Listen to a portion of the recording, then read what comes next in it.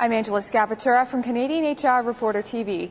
Lynn Johnston is the president of the Canadian Society for Training and Development. She's here to speak with us about the return on investment for training in the workplace. So why are training programs important for business? Training is very important for business these days. We need to start looking at training as an investment, not as an expense, as we have in the past.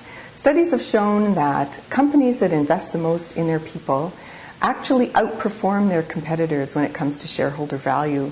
What I'm actually saying here is that there's a link between training and the bottom line. It's important that a business start to look at this. We know Canada's been lagging behind in terms of productivity, and one of the ways to invest to increase that level of productivity is to look at training as one of the options. We know that, for instance, it can generate better results than investing in equipment, for instance. So it's very important that business look at training issues. In what ways can companies expect to see a return on their investment? Well, it makes sense that, first of all, a properly trained employee is better suited to meet the expectations of the job better than someone who's not trained. So first of all, there would be a return right there. And then employers can start to see results like a reduced accident rate. That's a huge one. That impacts the bottom line immediately if you can drive down your accident rate.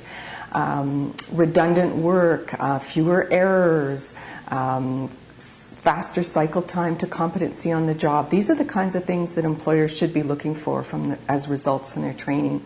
We're also seeing that younger people especially are looking for a commitment from their employer on training, on their career path and their career development. So employers can look at training as an investment in those people that will turn out to be a retention tool, and that's a very important issue. Thirdly, I'd like to point out that a learning environment in the workplace tends to be a very rich, innovative, creative environment, and that can foster creative thinking and new ways to look at issues and new ways to solve problems. So it can have many, many returns in different areas. What kind of training is beneficial? Certainly, what needs to be done in terms of looking at the beneficial training is to look at what are the business needs. There's no point in actually training for the sake of training or for deciding, something new is happening, let's train everyone. We need to decide first, what are we trying to achieve?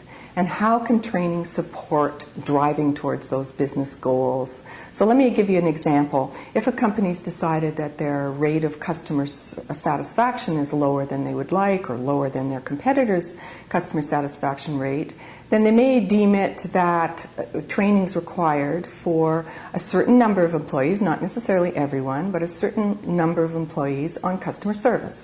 That then supports that goal to raise the level of customer satisfaction. And then, of course, it's important to measure to see that have we achieved what we set out to do. There's no point doing it without being able to say whether or not results were achieved.